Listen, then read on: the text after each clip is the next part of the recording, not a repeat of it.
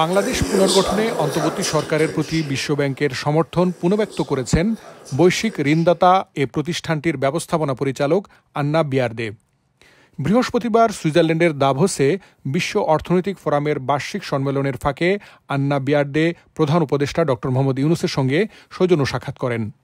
বিশ্বব্যাংকের ব্যবস্থাপনা পরিচালক ড মোহাম্মদ ইউনূসকে বলেন, আপনারা যে কোনো সহায়তার জন্য আমাদের উপর নির্ভর করতে পারেন। তিনি আরও উল্লেখ করেন, ব্যাংকটি বছরের দ্বিতীয়ার্ধে বাংলাদেশের প্রতি তাদের সমর্থন সম্প্রসারিত করতে আগ্রহী।